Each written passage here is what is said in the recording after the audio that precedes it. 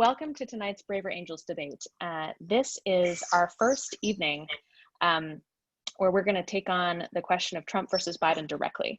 And I am very excited about our panel tonight. I'll tell you a little bit about them, but before we do that, I want to just share a little bit about what Braver Angels is, and then and sort of just what makes the Braver Angels debate special.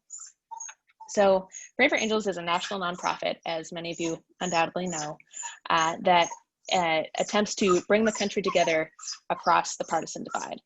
And our work is, as is probably evident to everyone here, needed now more than ever. And so, yeah, I'm just glad everybody here is participating. A Braver Angels debate is a little different from, I like that, trying to be brave in San Antonio, Portland, Oregon. We have people from all over the country tonight, as you'll see if you look in your chat box. A Braver Angels debate is different from many kinds of debate that you may be familiar with. When a lot of people think of the word debate, they think of a presidential debate, or a vice presidential debate. We have no flies here, by the way, I promise. And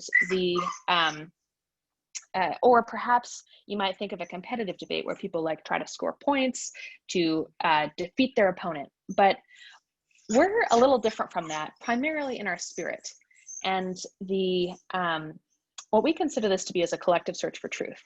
And so everybody here has agreed to share what they really think about a difficult topic, which of course this election choice is. And we are just excited to hear people's honest thoughts. And so attendees, you will not be able to chat, but you will be able to put questions in the Q&A. And I would invite you to put any questions that you have related to the speech that you just heard into the Q&A box. And then we will select certain questions, and people will be invited to ask them verbally. Now, I want to just say a little bit about the Q&A box. We're trying to keep it specifically for substantive questions as opposed to tech questions. And so for technical help, I want you to email the email that's going to be in the chat. I believe it's Braver Angels Event Help. Is that right, Dan? Yes, Braver Angels Event Help @gmail.com. So you can email that address and receive support pretty quickly from our wonderful Dan Carnese here and other troubleshooters. Yeah, jazz hands, absolutely, for Dan. And they will help you address any tech problems you might be having. The Q&A box is also not a chat box, so please don't use it that way. And the last thing about the Q&A box is that just because we tend to have so many questions, we do have to delete some of them. And it doesn't mean that we didn't like your question or that we don't love you. It's just that we're trying to manage the flow. So we ask your patience with that. And in order to, so if you do ask a question, we will make it so that you are able to unmute yourself and ask it verbally. But there's one thing that you need to know about that, which is that we use a modified version of Parliamentary Procedure. And there's a particular rule that involves how you ask a question, and it is called addressing the chair. So my name is Madam Chair for the rest of the evening. And when you ask your question, you will ask it to me. And so rather than saying, Julie, why do you think this thing about supporting Biden? You will say, Madam Chair, the prior speaker said that she supports Biden for this reason. I'd like to ask her why. The other thing we're going to do is we're going to ask you to keep your questions really sharp and to the point. We have a lot of great speakers this evening, and so we're going to ask you to take no more than 30 seconds to ask your question. And speakers, you will have 30 seconds to answer the question. So without further ado, there's one other, actually, forgive me, there's one more piece of further ado, which is the Braver Angels is in the midst right now of intense preparations for how we can support the country in the event of an election crisis. And so what I'd like to ask everybody to do, if you're participating in this debate tonight, is take a second right now and go just open the Braver Angels homepage on your computer. And what I want you to do, there's a letter there that we're going to ask you to sign that expresses the Braver Angels values this election season. And it's also a place where you can sign up to be someone who organizes what we're calling a Hold America Together group, which is basically a small community group that supports your community and the country in the event of a contested election result and subsequent challenges the country faces. So just go ahead and open that up. The link is in the chat. And yeah, we would really encourage you to partake in that, because basically, if the country ever needed us, I think it may need us right after this election. So let's get to it, folks. The election. You'll see how this debate goes. It'll go affirmative speech, negative speech. There'll be questions between each speech. And we're going to start with 4-minute speeches. Speakers, as you know, when you hear this sound, it means that you have 30 seconds left. And the last thing I want to make sure everybody knows is what jazz hands are. So if you know what jazz hands are, show me. Yes, this is an experienced crew. This is going to be a particularly good debate tonight, guys, because folks actually have done this before, most of us, and I think that it'll be, just really solid. So these are jazz hands. We also accept spirit fingers. And what they mean is that they like something. And so if you like a question, a speech, something I say, a joke, anything, just give your jazz hands. And even those of you at home, I recommend you do it in front of your computer, even though no one except maybe your family can see you. I think it adds to the fun. So if you see people waving their fingers all around, that's what that's about. It's one of the ways that we keep this enjoyable and in the right spirit. So with that, I am going to call this debate to order on the topic of resolved, vote for Trump. And as a first affirmative speaker, I would like to ask anyone who's interested in being the first affirmative speaker giving a 4-minute speech to raise your hand. And we will start with Ms. Koch. Chrissy, go ahead. Ms. Coach, thank you. Coach, Madam. Shoot. Like the football get that coach, wrong. but with the K. Thank you, Madam Chair, and whips and admin, everybody, for making this possible. Do I just go right into it? Yep, go for it. Okay. Okay, I need to read my notes because they help me stay braver. I was open to voting for a Democrat this time around when I heard about Tulsi Gabbard, but the Progressive Party refused to acknowledge her because she voted her conscience during the impeachment. Mitt Romney was also treated badly by his party. Conviction of conscience falls under religious freedom, which is a top issue for me. Donald Trump has many shortcomings, but the hate that's directed at him deflects attention from the health of our republic. That has been getting sicker and sicker for years. Trump isn't the problem. Trump didn't create the problem. His style and approach have brought light to these problems. He's like peroxide, a debriding agent, and the little bubbles come up to the surface carrying the dirt, the foreign material, and the dead tissue. He seeks to drain the swamp of the stuff that causes and is continuing to cause infections to our country. I watched about half the press briefings this year. The news reporters do present and twist partial truths. This causes confusion and mistrust. It messes with your head and your judgment. The hatred and blame at him is so disproportionate that I feel like I'm living in a twilight zone. Since you don't hear the good news publicly, I will tell you some of the great stuff that he's done. The Israel Peace Treaty. Please look at some of the history and some of the issues between Israel and the United Arab Emirates and tell me that this is not a good deal. Tariffs for China. These turn into funds which can be directed to care for our people. Things like the Veterans Choice Program. I'm a veteran. My entire health care is through the VA Medical Center in Washington, D.C. Trump removed the expiration date that was placed on the Veterans Choice Program. Obama said, we'll take care of veterans for a little while, and Trump said, we'll take care of our veterans, period. He also improved the quality of care. Our racist president, HBCUs don't have to keep asking for money year after year. And one of the biggest ones for me is that Trump tried to negotiate with Planned Parenthood. He offered them money for family planning programs if they would defund government-funded abortion, but Planned Parenthood refused. Black babies are aborted at a rate 5 times higher than white babies. Black lives matter. COVID, he wants to open the country. He wants to let individuals choose their own limits and comfort levels. We have sufficient medical personnel. We have sufficient equipment. Trump warned us that the cure could be worse than the disease. So look up suicide rates, look up domestic abuse statistics, and look at alcohol abuse. Tell me what's worse. Smaller government. Day one, Biden plans to raise taxes. Now, it's not a perfect system, but small business owners fall among the wealthy on paper, and they employ lots of people. Here are some other recently signed executive orders.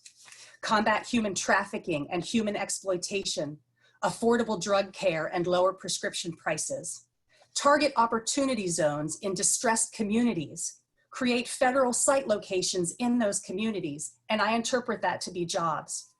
Protect statues and monuments which belong to all of us. And of course, delay debt for renters, homeowners, and students in some of the COVID help. Political disagreements have become a threat of criminal action now.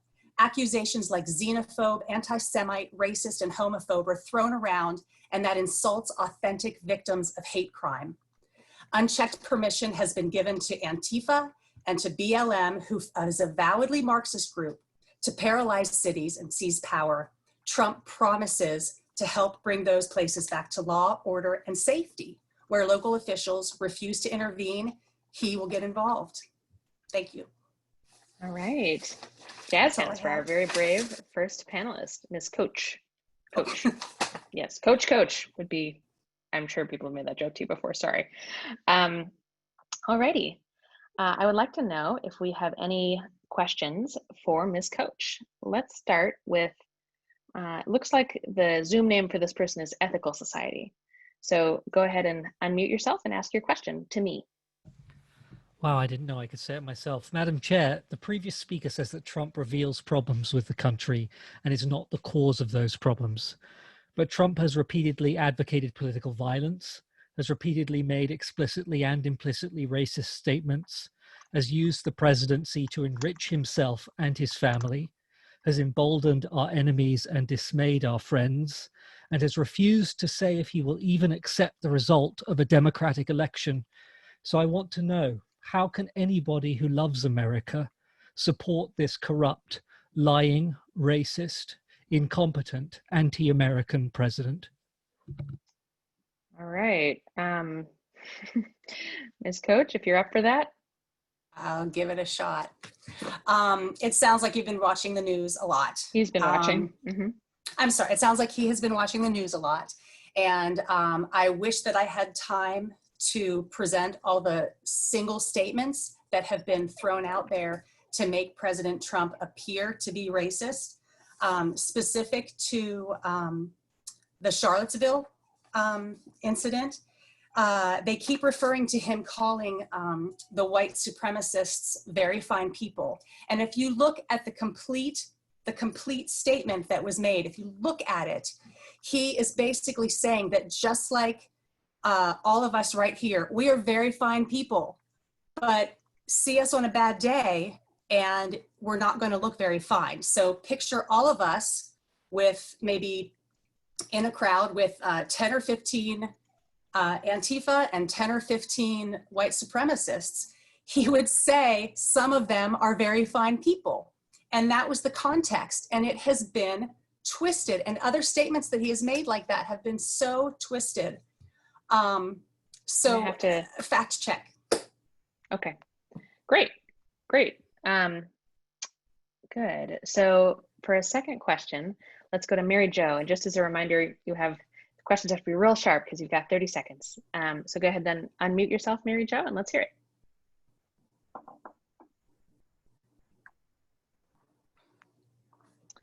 Okay, sorry. No Madam, problem. the speaker was talking about how she had issues with things like racism being directed to Trump and Republicans. I'm wondering if she sees a problem with the way Democrats are often labeled as socialist, communist, haters of America and other common derogatory terms that I hear whenever I turn on right-wing media. All right, go ahead. Well, I'm in the middle of a 2-week media fast because when I turned it on and when I turned it on and I saw that Trump had COVID and then I started reading things that were said about him, I knew I couldn't sit through the 2 weeks. I just knew I couldn't sit through the 2-week window. So I don't know what they're saying today. However, I'm trying to remember what the question was now. This is a bad time of day for do me. you Could object? you repeat it, Madam No Chair? problem. Yeah. Do you similarly object to terms like socialist and, left-wing, radical, those sorts of terms that are derogatory towards leftists? Okay, I object to any terms that are derogatory if they are untrue. And I believe that there are a lot of Democrats who love the country like I do, who want good things for the country. But just like there are a lot of, what's the verbiage? A lot of very fine people, there are a lot of very not fine people. And I'm when I study and look at what socialism is, and I look at Marxism, and I reflect on World War II, which that entire time period haunts me. What was done to the Jews. I hear echoes of some people. They are echoing some of the things that have been said in history, and that's frightening. All right. And with that, Ms. Coach is thanked. Jazz hands. Good questions and good answers. I would also just like to say something that maybe I should have said at the beginning, which is, so we're going to go to a negative speech next. So 4-minute negative speakers, get ready. But this is in some ways harder than most of the other topics we've talked about. And so I just want to encourage everybody to keep that in mind. Sharp questions are okay, but let's do it everything that we can in the Brave Angel spirit, trying genuinely to listen and understand where people are coming from. And yeah, there's a way in which this might be the hardest one we've done. So just keep that in mind. And I see this, yeah, absolutely, Tomer, like we're going to take on the tough issues. And we just need to make sure that we do it with the best possible spirit. So with that, I'm looking for a speech in the negative. Randy, go ahead, 4 minutes. Okay, thanks very much. So a lot of people are going to address issues very specifically. I want to address some themes in general. And first, I want to start out with a basic fact that President Trump is a human being, which means that he's deeply flawed, just like the rest of us.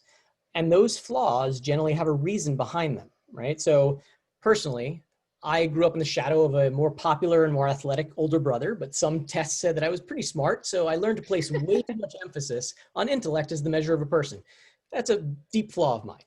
Donald Trump may have had a privileged background, but he grew up under a domineering father who demanded success at all times. So of course, he learned to project that success in all areas of life and to convince those around him and himself that he was truly peerless. And I think that's kind of understandable. And as someone building a brand around the idea of success, that's really served him pretty well. But the job of President of the United States is a unique one, where in many respects, you are the only one who can truly say no to you. So to me, the ride that he took during his hospital stay is a great example of this.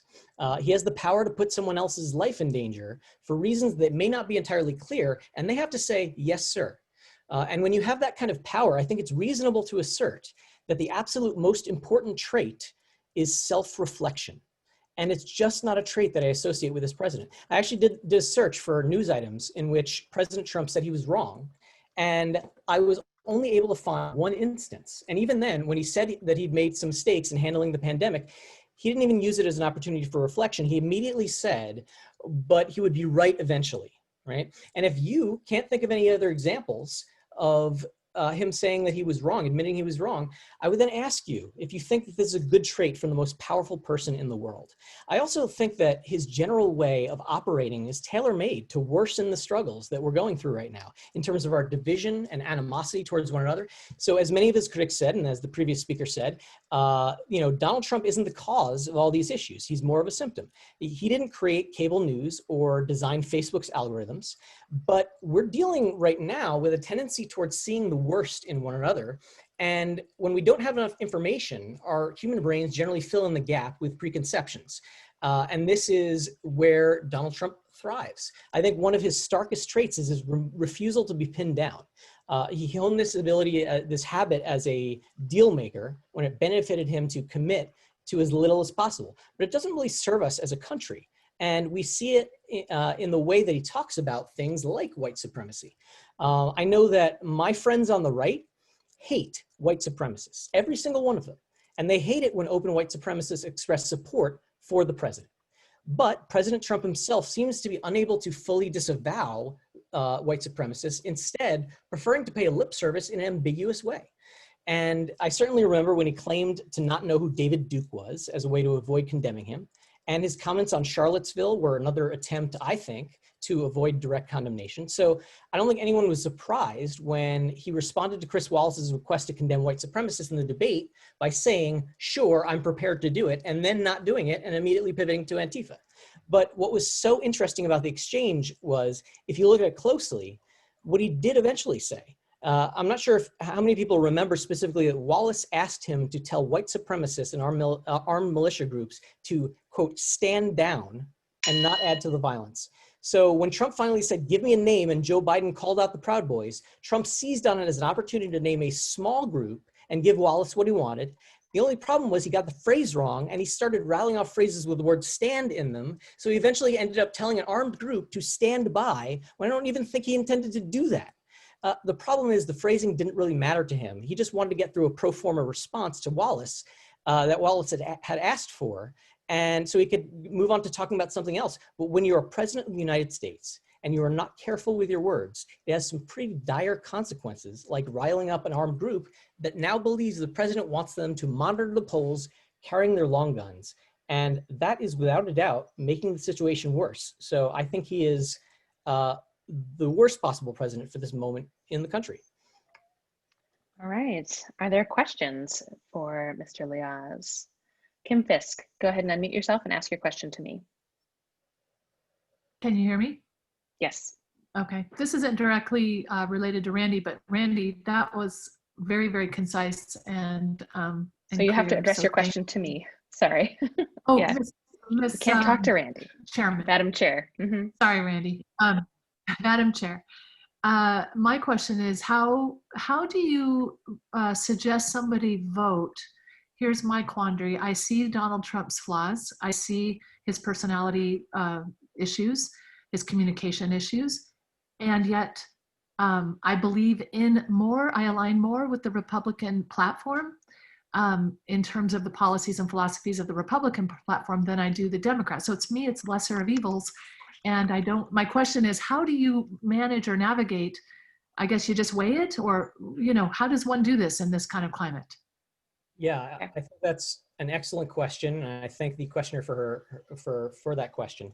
I think that it's totally understandable that many in the Republican Party are unwilling to oppose this president because they face significant risks of getting voted out if they do that. And so, but right now, because we have a party that is unwilling to constrain the president, his behavior that I described is particularly dangerous. And in that situation, I think what we have to hope for is that a President Biden will be willing and able to reach across to the other side. And I do think that Biden, in his long Senate career, and even as vice president, that was one of his deepest skill sets, reaching across to the other side. So I would definitely encourage people within the Republican Party, conservatives who really strongly believe in conservative principles, to vote for Biden, of course, but to try to work with him once he becomes president and try to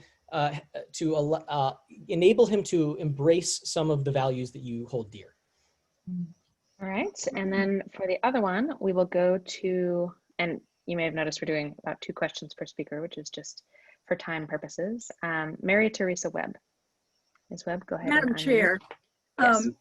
I'd like to address this issue related to Randy's, or the speaker's most recent discussion about why Trump is not suitable for office. How does his narcissism, can his narcissism be related to his upbringing with his father, which actually many psychiatrists and psychologists are calling it malignant narcissism related to almost sociopathy and how that is dangerous. Can you speak more about that? Let me speak. All right. Can he speak more? I can. I thank the asker for the question. So I think that in general, we are products of our environment largely. There's certainly genetic aspects, but the way that we were raised has huge implications for who we become as people. And when there is someone who is relentlessly asking you to be absolutely perfect in certain measures, especially in terms of measures of success that that are largely focused around financial decisions, then you become obsessed with projecting that success in the world, and understandably so, because in your eyes, the only way that the world will generally see you as a decent person is if you always have the upper hand in a very transactional way of looking at the world. And I think that Fred Trump did, imbue a very transactional kind of outlook on his son, and we are suffering the consequences for that. So yeah, it seems like a very direct relationship that happened. Alrighty, and with that, we will. The speaker is thanked. Jazz hands for Mr. Liaz. Everybody wants to talk to you, Randy. You can talk to them later. And with that, I'm looking for a speech in the affirmative. 4 minutes. Let's go with Mr. Hernandez. Go ahead and unmute. Hello, America. Wow, the place is packed. I see one empty seat. Miss Ginsburg's seat. Let's take a moment of silence. May she rest in peace. I see the ladies in white dresses. I also see 2 shark tanks. One with blue shark tanks, one with blue sharks. Just check the chat box. I also see red sharks. I want the red sharks to stand down. I want to vote for Trump. Why? I'm not afraid to use the word. Stop waves of socialism. And not as in the American song, Amber Waves of Grain. Socialism, yes. I live in the city and county of San Francisco, 7 by 7 square miles, 825,000 population, maybe 400,000 registered to vote. Pelosi's power base. What am I afraid of? AOC tugging on the other end, and the Biden-Harris train going along. Someone just mentioned they don't like the word socialism. I will tell you from personal experience, as a former owner of a small apartment building in San Francisco and their rent control policies, if I were to sell you my home, you inherit my tenants. Hear that, America? In San Francisco, private property comes with an asterisk. Is that what you want where you have your home? I don't think so. I'm going to do something else Trump does. I'm going to ask you to vote twice for the person of your choice. And then the bigger challenge facing you, America, put a ballot in the Braver Angels ballot box. Some of you might be members and pay $12. That doesn't mean you're a Braver Angel. Some of you think you're a Braver Angel. You know what it takes to be a Braver Angel? Go to the workshops. Red-blue balance, depolarization, and skills to bridge the divide. Learn our ethos, learn our language, learn our culture. Because if you really are American, I don't care who you vote for. My guy is Trump. But I'm going to show you what it means to be American. Right there. Hold America. I was on a member call as a speaker. You should have seen the snarky comments in the Q&A. You may have paid your $12. I'm going to give it back to you. It takes a lot of chutzpah to be a true Braver Angel. What's that mean? It means you listen. Maybe you judge. Keep it to yourself. I don't care to hear your point of view.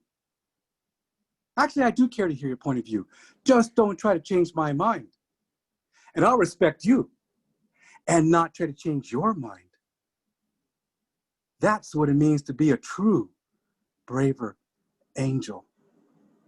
A lot of folks in this organization devote time, talent, and treasure. We work hard.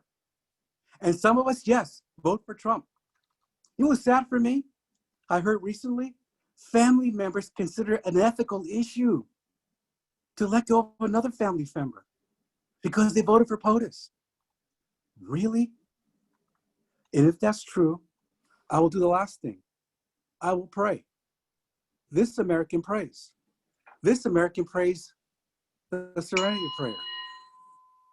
And I will yield my last 28.6 seconds. Thank you, Madam Chair. All right.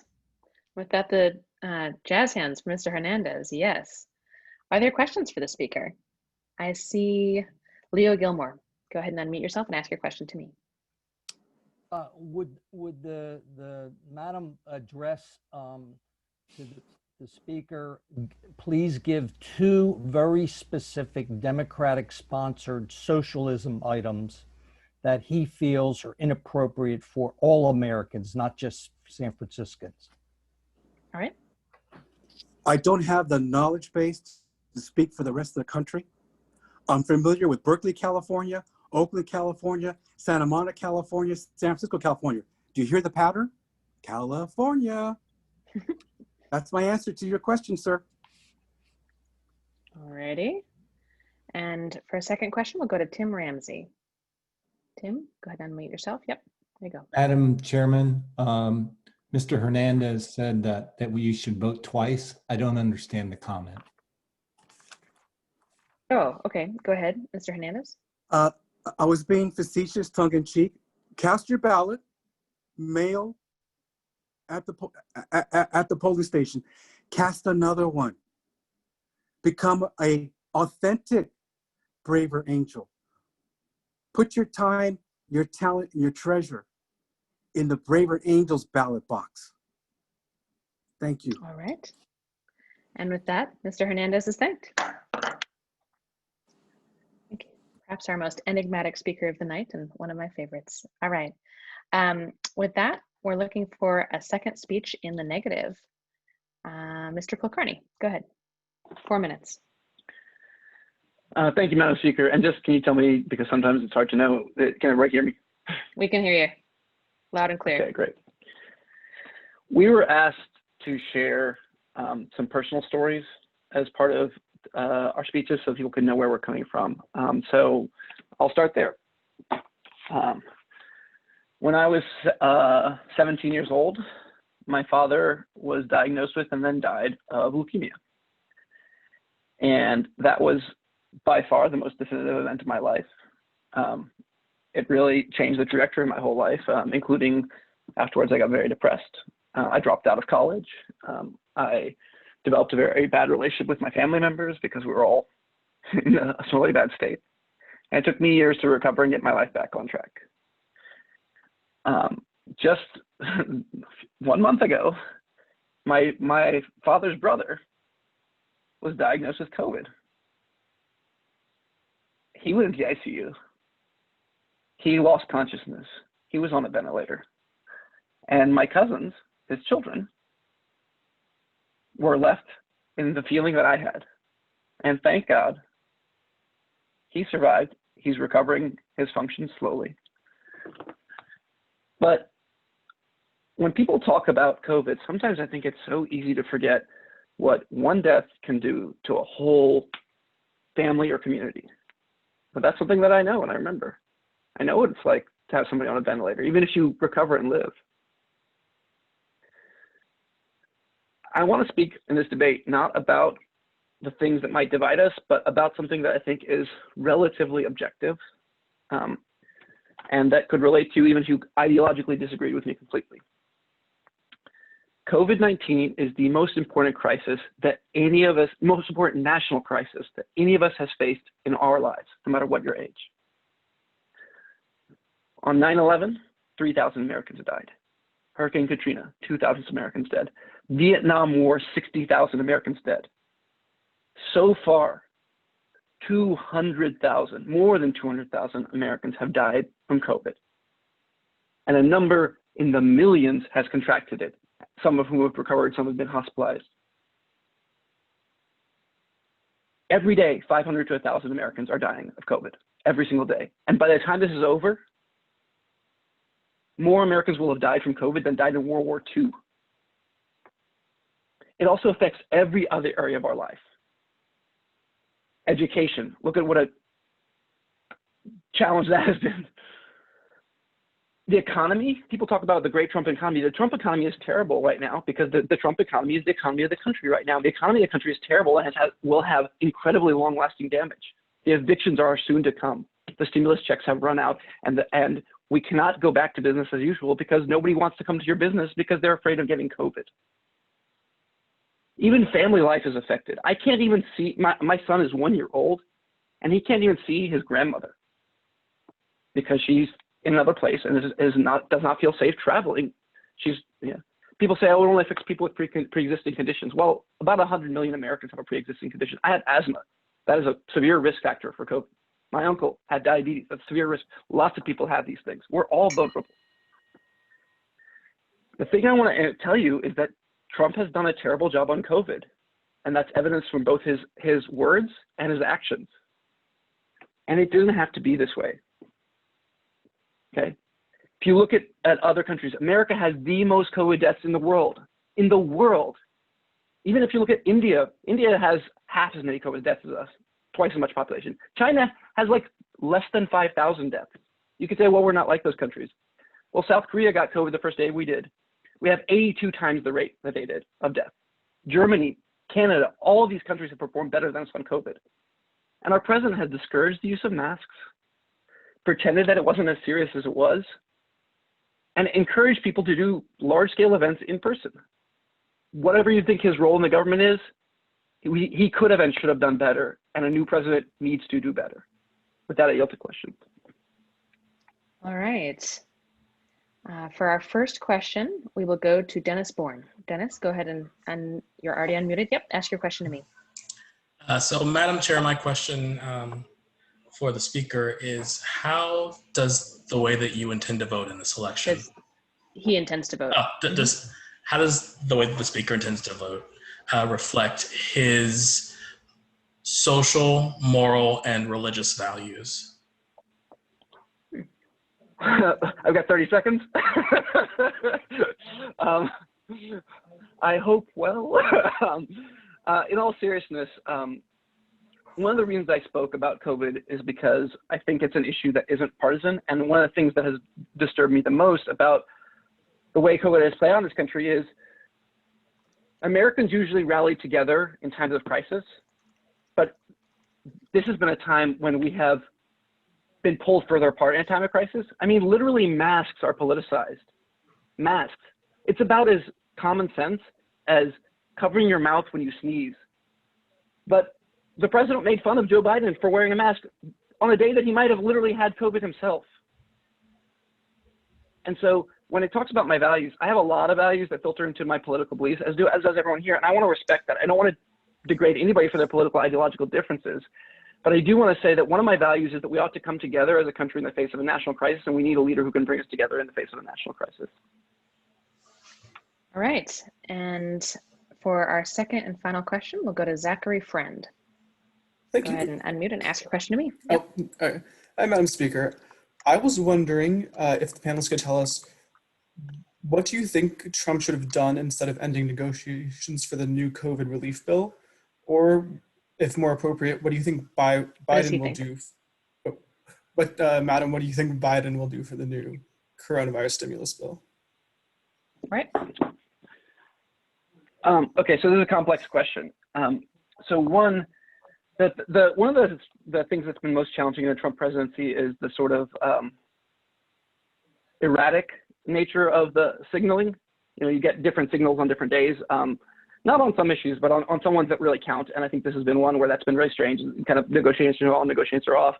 I think a more stable response would have been better. Just, we're going to negotiate. We're going to come to a bill. We're not going to leave until we do. Everybody's in this together. It's kind of related to the point I'm saying about national unity in the face of a crisis. In terms of Biden going forward, I think it's a similar message.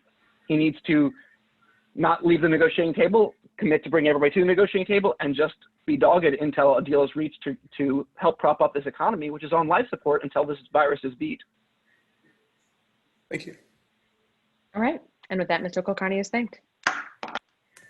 Jazz hands, absolutely, for Mr. Kulkarni. So next we'll go to a speech in the affirmative, and David Owinski, you're up. Thank you, Madam Chair, and I appreciate the opportunity to speak tonight. We were told to give a personal reflection also, or we might do that. I want to give one. 6 weeks ago, my mother died, my sainted mother, 44 years, a nuclear engineer. And as she lay dying, she and I were very close, and we chatted, and she said, son, let people know how I feel politically. I know I'll be voting Democrat once I'm planted, so let people know how I feel. We discussed it. This is what we came up with. And I'll put this on Twitter, so look me up, David Iwinski. Vote Trump in Trump stickers on her casket. That's how we feel. So I'm sincere about what I say. We keep talking about style. And so Trump is a Mr. Rogers, but so what? Depending on the nature of what's in the job and what's needed, I don't need Mr. Rogers to be my president. We had Eisenhower and Patton. Both were successful in World War II. Patton a little rougher, but got the job done. And all these promises of free stuff, free stuff, free stuff, but no plan to make it pay. Trump rebuilt the economy out of the longest period of stagnation. And everybody says, well, the stock market, yeah, that's just for rich people. That's baloney. 401ks are for working people. Mutual funds that people invest in the stock market are union funds that are invested. When the stock market rises, it rises all boats. That tide lifts everybody. Lowest unemployment in 30 plus years. And everybody, whoa, what about COVID? Well, look, everybody's now 20/20 hindsight, what Trump woulda, shoulda, coulda done. But at the time, I remember both Pelosi and Biden saying, well, come to Chinatown. Wait a second, he's xenophobic. That's all forgotten now. Now Trump's supposed to be a scientist and figure it all out. But even now, Biden won't say, what is he? I'll talk to experts. The experts conflict. Lowest unemployment for African Americans since they measured it. Lowest unemployment for Hispanic Americans since they measured it. Lowest unemployment for Asian Americans. In Pittsburgh, a hotbed of activism for unions, the Boilermakers endorsed Trump. All of the law enforcement unions endorsed Trump. Biden doesn't have a single endorsement there. He took on NATO, said make them pay their fair share. Why should our lives and treasure support European nations? And he's stopping endless war. I mean, we had endless nonstop war during Biden, Obama. This guy's been nominated for 3 Nobel Prizes for specific actions. Press coverage, forget about it. You'll never see it. The troops are coming home. Now, on the Biden side of things, because, again, even tonight, nobody talks about Joe's accomplishments or plans. You know why? Nobody knows what they are. It's Trump, Trump, Trump, Trump, Trump. Orange man bad, orange man bad. Come on, man. Let's talk about accomplishment. Biden, and I want to state something very specific. I am absolutely furious about this continuing lie about race. I've got the exact quote here. You have some very bad people in that group. You had people that were very fine people. You had people in that group that were there to protest taking down an important statue and renaming a park. I'm not talking about neo-Nazis and white nationalists. They should be condemned totally. April 19th, USA Today, Real Clear Politics, Politico, LA Times, CNN. This has been debunked by everybody. Biden goes on the debates and lies. Last night, Harris lies. These are not like subtle misstatements. They're flat out lies. Trump has a platinum plan committed to $500 billion invested annually in Black businesses. Wants to start 500,000 Black entrepreneurs on the path to entrepreneurship. That's real. And last but not least, how can any American believe that a candidate for president and the vice president would be asked directly multiple times, will you pack the court? And he refuses to answer. That's insane. That's un-American. And I'm not apologetic in those beliefs. All he had to do was answer. Those are my beliefs, and thank you so much for your time. I yield to questions. All right. For our first question, we'll go to Jack Ubinger. Go ahead and unmute and ask me your question. Okay. Madam Chair, I would like to ask Mr. Owinski if his support for President Trump is primarily personal style or primarily policy. If it's policy, would the same outcomes have been achieved by the Vice President, Mr. Pence? Madam Chair, I thank the questioner. Well, I don't know what Pence would have done. That's predicting the future and 2020 hindsight, and there's enough of that that goes on in this country. My love for President Trump falls in two areas: policy and accomplishment, because he got the job done. He did almost everything he committed. But on his style, yeah, I like it. He took on China, and I've been going to China for 33 years. I know that place well. I lived there for 5 years. Presidents since Truman on have been talking about taking on China, but when they get in office, they all go wobbly. Trump did not go on a global apology tour. He said, I stand for America. NATO pay its fair share. China, quit cheating. I like that style. I really do. And so I like the style, and his policies have led to accomplishment, not theories. So I like them both. All right. And for our second question, we'll go to Tom Daly. Tom, go ahead and ask your question to me. Thank you, Madam Speaker. Madam Chair, a leader must be able to get along with people. And one of the problems that I have is it seems like President Trump does not get along even with his own people. How does the Speaker explain the inability of Trump to get along with people in his own administration at the moment, listed as 415 people dismissed or resigned? Priebus, John Kelly, Mulvaney, Katie Walsh, Kirsten Nielsen, Kerry Block, Steve Bannon, Kellyanne Conway, Michael Flynn, H.R. McMaster, John Bolton. Mr. Daly, I'm sorry, you're running up on time. That's it. But we get the idea. That's it. Okay, go ahead. Madam Chair, I appreciate that question very much. Look, Trump can get along with people, but even before he's inaugurated, the left said he's going to be impeached before he starts. They have waged nonstop war. The media has waged nonstop war. There isn't a person on this call, myself included, that could possibly have tolerated the nonstop brutal criticism. If he got 1/10 the coverage Obama got, he'd have a landslide victory. When he got COVID, check out Twitter and how many people wished him and his family were dead. So he gets along with people that can cooperate and can negotiate. But I honestly don't think he should cooperate and negotiate and play nice with people who've been trying to destroy his presidency. And he accomplished the things he did in spite of their nonstop brutal attacks on him and his Supreme Court nominees. So I think he does get along. I'm not troubled at all by his personality. All righty. And with that, Mr. Owinski is thanked. Jazz hands, Mr. Owinski. Very good. All right. And with that, we're going to go to our last 4-minute speech in the negative. Go ahead and raise your hands. Yes, Erica. I was already giving myself jazz hands accidentally. I love it. Well, thank you, Brave Angels, for doing this tonight, and thank everyone so much for participating. When I look back over the last 4 years, there's one incident that stands out in my mind that hit me particularly hard. And this was something that happened at a Trump rally in Florida. He was talking about how to stop immigrants from coming across the border. And someone in the crowd yelled out, "Just shoot him." And Trump grinned and he said, "That's only in the panhandle you can get away with that statement." And then he stood there while the crowd laughed and cheered about shooting someone. And when this happened, I was on my way to Tijuana to volunteer in a legal aid clinic for asylum seekers who were stuck at the border.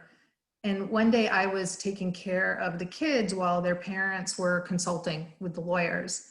And this little girl from Guatemala comes in. She's got bright eyes and she's so friendly and happy to see me. And she keeps calling me maestra, which means teacher. And she's asking me to teach her English. So we spend a few minutes together with me trying to teach her how to count from 1 to 10 in English. And then other kids start pouring in, and pretty soon I had like 30 kids of all different ages, and so there was no way I could continue talking with her. But she kept trying to get my attention. She's like tugging on my sleeve. "Maestra, please teach me." But I couldn't. And eventually she gave up, and the light kind of went out of her eyes. And she sat in the corner with a coloring book for the rest of the day. So later, I found out that she and her mom were seeking asylum because the cartel had been forcing the girl to deliver drugs. And the last straw was when they made the girl put a gun in her backpack and deliver it. And I remember thinking to myself, my God, what if that little girl knew that someone at the rally had said, just shoot him, about her and her family? I felt so incredibly heartsick that I was just like, I was in a real place of despair. And the thing is, I know that the folks, most of the folks at that rally are decent people who would never in a million years shoot anyone. Of course not. But once the idea gets voiced and there's no pushback, it makes the unthinkable possible. What I so wanted Trump to say in that moment was, listen, I'm tough on law and order, but that doesn't mean hurting people. And so if that's what you came here for, you should just leave right now. The way he handled himself that day was when I came to the conclusion that he is someone who is like so wounded in such a deep way that it makes it impossible for him to care about people. And now I see that lack of basic decency again in how he's exposing so many people to COVID, and how he keeps talking about how he was strong enough to survive it, but says nothing about all the people who have died or lost loved ones. And this kind of indecency, I believe, makes him unfit to be president. Right. Questions for Ms. Edelson. Start with Brittany King. Go ahead and ask your question to me. Hello, can you hear me? Yep. Hello, Madam Speaker. This is for the last speaker. So I am a Black woman. I do not believe in the Black vote, but the Democrats seem to believe this. Biden has also said racially insensitive remarks like, if you don't vote for me, you're not Black, or poor kids are just as good as white kids. Is it better to have a covert racist president or a racist or an overt racist one? Speaking of the lesser of two evils, yeah, I mean, I think both types are really problematic. So like, I honor the perceptiveness of your question. I think for me, when I've seen the way that a lot of the overt white supremacy has ratcheted up in the last few years, and when I see groups that seem to take inspiration from Trump to commit acts of racial violence, and now having the FBI saying that white nationalist violence is our biggest domestic terror threat, that to me is a bigger deal than the kind of covert racism that you described, that I think Biden and many, many white Americans still do have issues with. All right, and for our second question, we'll go to John Kingery. Go ahead. Thank you. Madam Speaker, I'd like to throw this to the previous speaker on this. First of all, I really appreciate her personal story. I've done a lot of volunteer work international, and I relate very much to you, and tears came to my eyes as you related that. But like a previous questioner, I am torn on just how to vote, because I too find Trump's personality awful, yet his policy actions have been very good. Biden is unquestionably more likable, and I'd love him as a neighbor. But the policies and histories of Biden, Sanders, and Harris are terrible. When I wrestle with which way to vote, I recall Jimmy Carter. He was undoubtedly the brightest, hardest working, and most caring person we ever had in the White House. But every scholar ranks him as the worst president of the 20th century. On the flip side, LBJ, for those of us old enough to remember him, makes Trump look like a choir boy. And he accomplished massive amounts of things. So my question is, what would the speaker rather have? A good personality or a person who gets results as president? Thank you. All right. Thank you. I really honor that question because I'm hearing more and more that that is like such the dilemma that's in the hearts and minds of so many people who are feeling on the fence right now.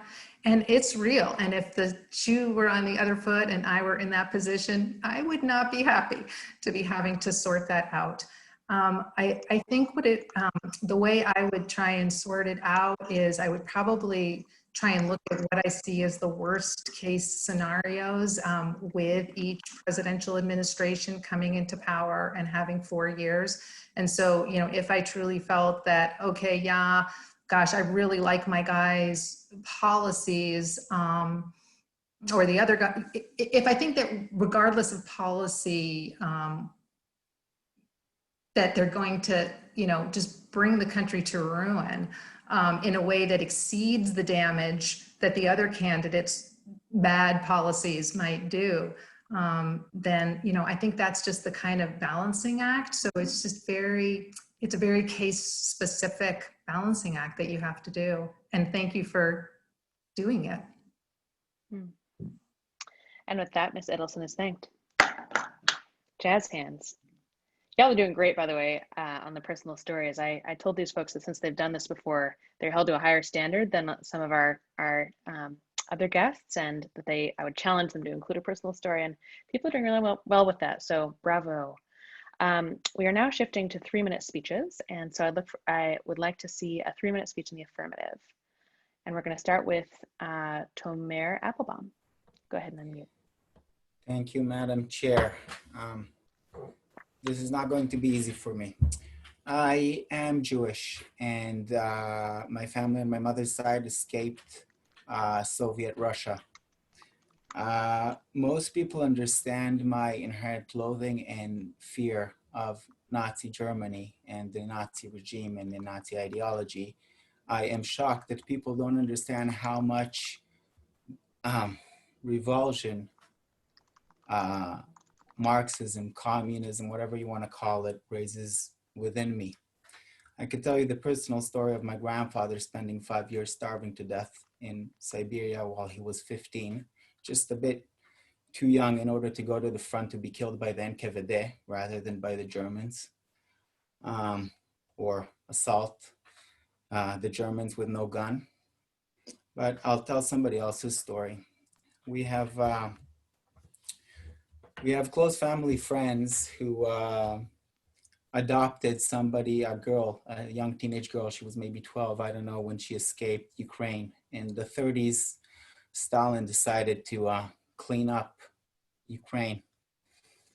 So they did what communism always does. They found the enemy. That was the successful farmers. They've already been freed from slavery 30 years. So some people were successful enough to have maybe a horse, maybe a cow, maybe even a couple of hectares. So they were blamed as being the kulaks, the cause of all evil. It's not that they worked hard, it's that they stole it from you. And now you who never did anything or not that successful get to go to your neighbor's house, rape his daughter, and take everything that he has. And lo and behold, when you kill all of the successful farmers, what follows is starvation. Ukraine, which was the breadbasket of Europe, couldn't even sustain itself. In 2 years, between 31 and 32, between 6 to 12 million people died of starvation. That child, when she got to our friends, told them that it was so bad that when you saw smoke over somebody's chimney, that meant they were eating their children.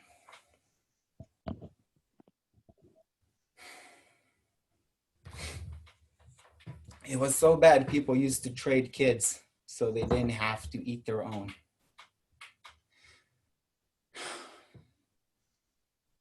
That's what communism does.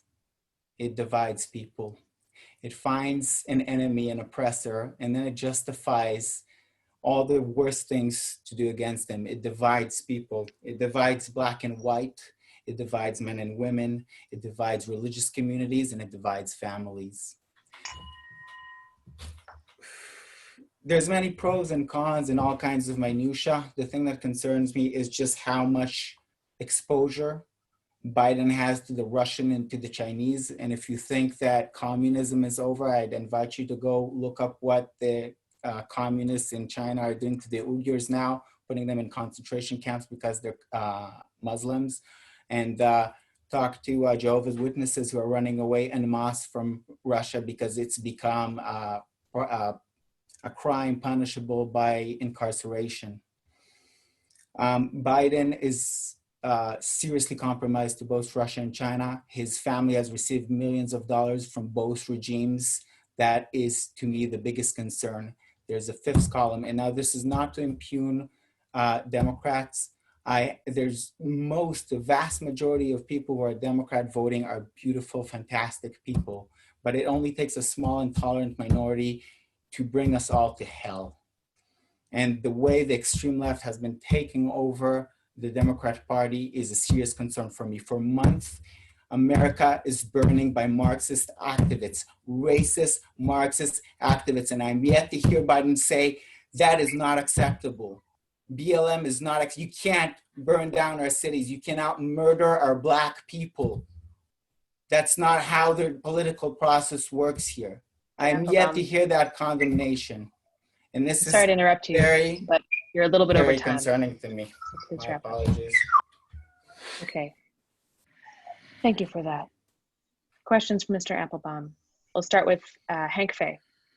Yes, Go ahead. thank you, Madam Chair. Does the speaker distinguish between the social democracy, in which the fruits of democracy are shared for the good of all, and state socialism, where the government owns the means of production? All right, go ahead, Mr. Applebaum. 100%, that's not even a question. Obviously, we need a combination of centrists. We need left-leaning people and right-leaning people, people who care more about others and people who are more individualistic in nature. That is not a problem. What I fear is the extremes. I fear the extremes on the right, and I fear the extremes on the left. And the extremes on the left are more powerful, and the Democratic Party is playing footsie with them for way too long. Let me say one thing. Nobody says anything when white BLM activists walk up to Black CN cops and spit on them and throw stuff on them and call them a nigger and mean it. So don't tell me that you Black Lives Matter. You're Marxist and you're sowing division in this country, and it is not acceptable. All right. For a second question, we will do Stephen Croft. Yes, can you explain? Can he explain? Why, or can the speaker please explain what specifically he thinks and why he thinks communism or socialism will take over if Trump is not elected? What specifically have you heard? Has he heard?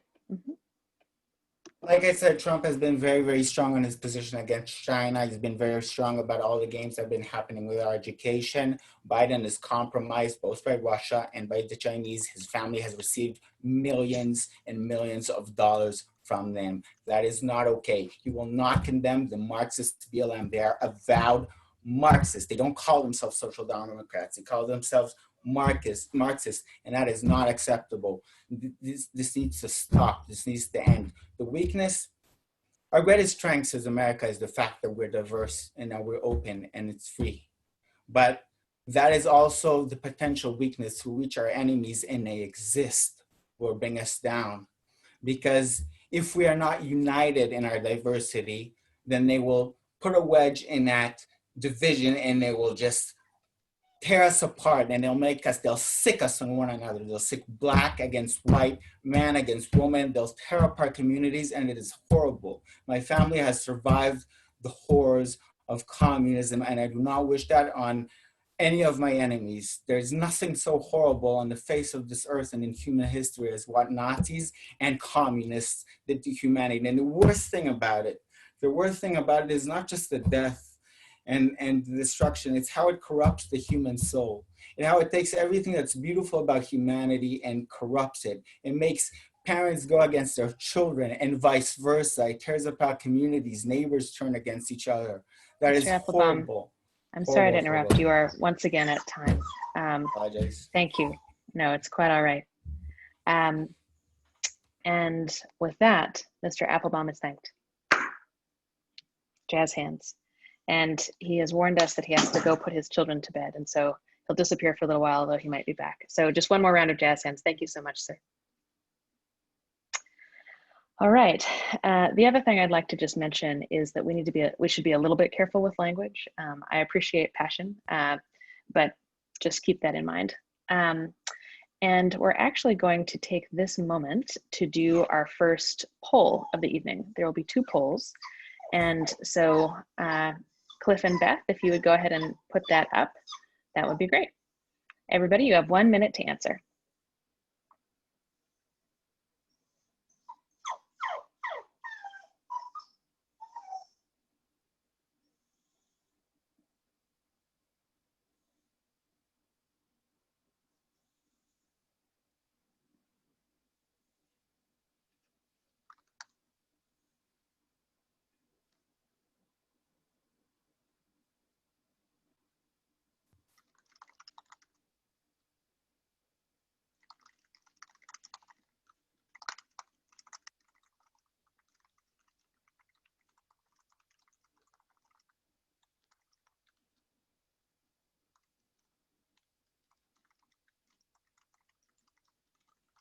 Ten seconds left.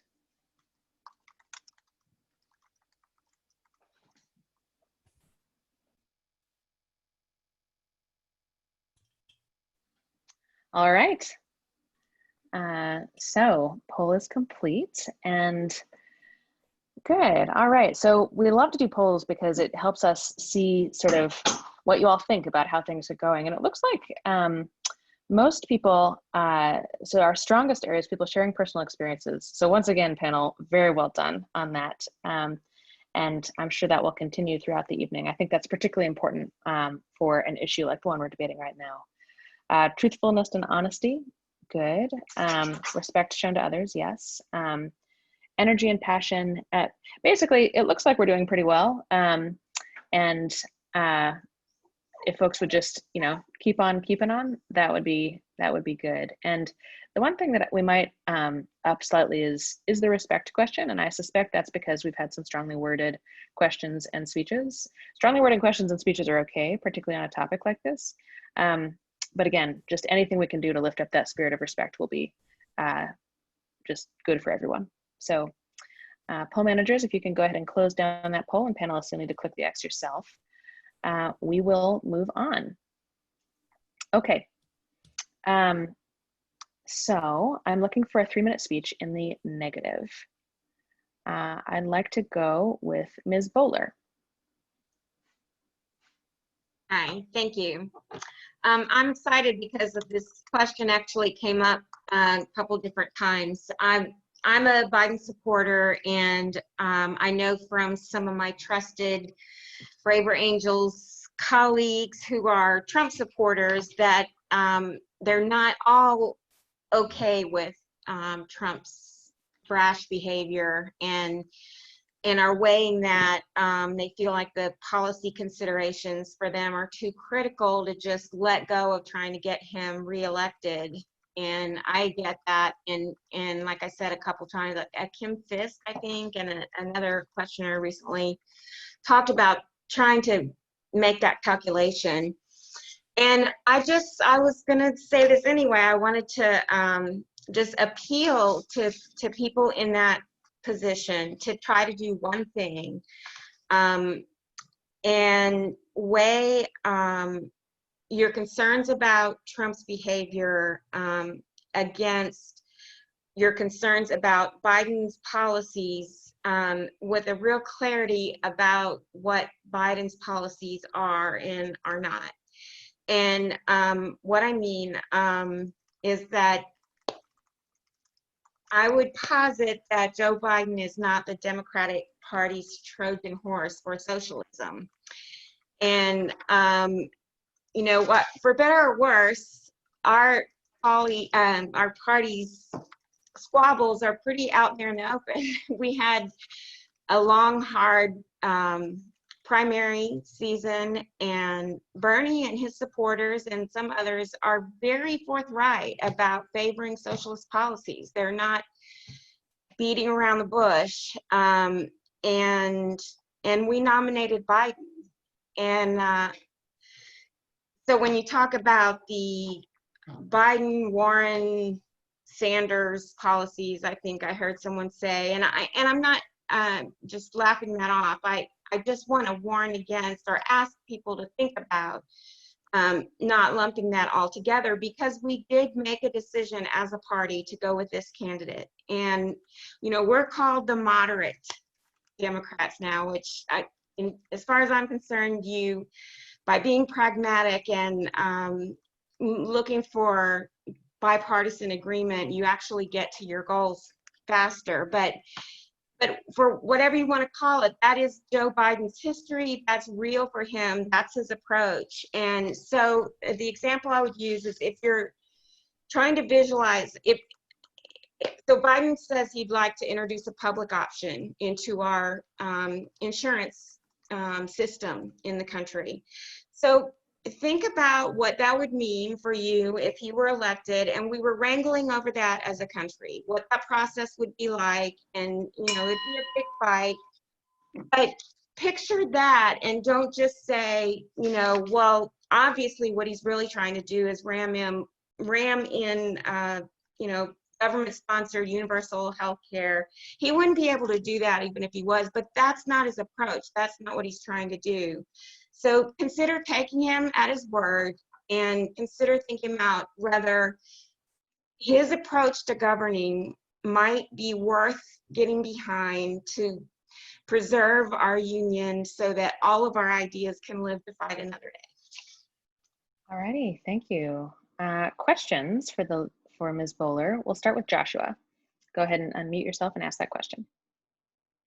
Hi, Madam Chair. My question is for Julie. I'm also frustrated with Trump's unnecessary brashness, but tend to drift toward voting for him for policy reasons over those of Democrats. My question is, to what extent does she think Trump's characterization as a racist is that he is thoughtless, not polished, and doesn't care about identity in the way the media does, and they can't stand it? Or is he, in her opinion, a genuine flawed bigot?